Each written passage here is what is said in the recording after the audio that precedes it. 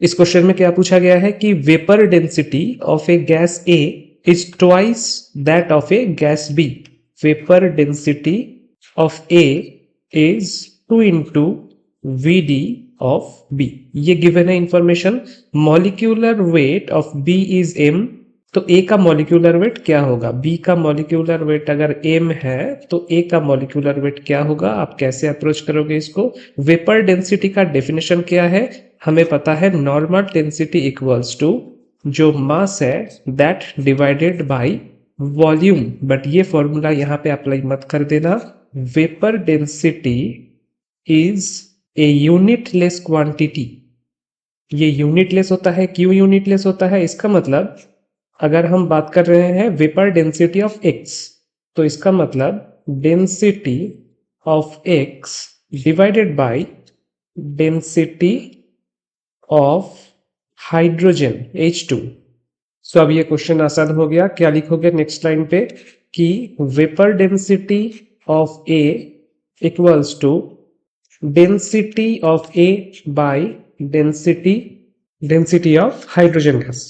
Density के जगह हम क्या लिख सकते हैं कि mass of A by volume of A divided by mass of H2 by volume of hydrogen gas.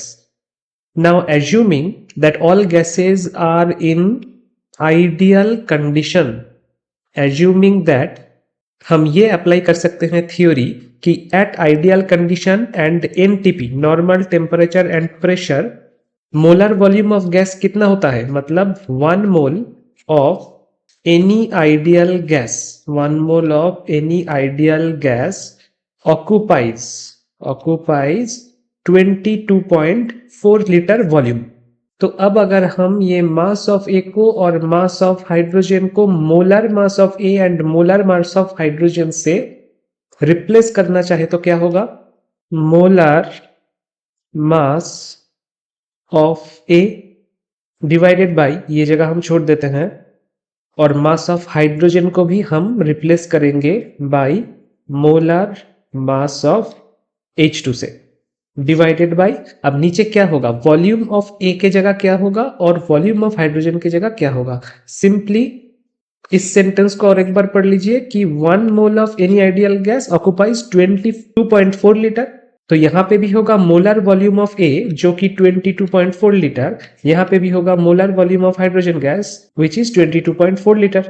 तो ये दोनों कैंसिल हो जाएगा and finally vapour density of A will be equals to molar mass of A by molar mass of hydrogen.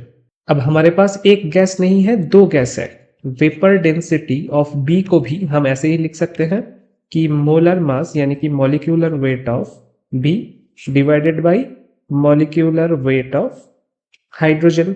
इन दोनों का अगर हमने रेशियो कर दिया तो हमें क्या मिलेगा? Vapour density of A and vapour density of B का रेशियो क्या होगा? VD of A by VD of B will be molecular weight of A by molecular weight of B simply। और हमारे पास क्या इंफॉर्मेशन गिवन है? Given information की vapour density of A is equals to vapour density of B, twice of vapour density of B, और साथ में B का मॉलिक्यूलर वेट है M। तो उसी को हम रिप्लेस करेंगे कि वेपर डेंसिटी ऑफ A के जगह हम लिखेंगे 2 into vapour density of B by vapour density of B, तो सेम रहेगा। मॉलिक्यूलर वेट ऑफ ए हमें निकालना है, मॉलिक्यूलर वेट ऑफ ए हमको निकालना है, molecular weight of B is given, तो answer will be simply 2m। ये आपका आंसर होगा। Molecular weight of A will be 2m, that will be your answer.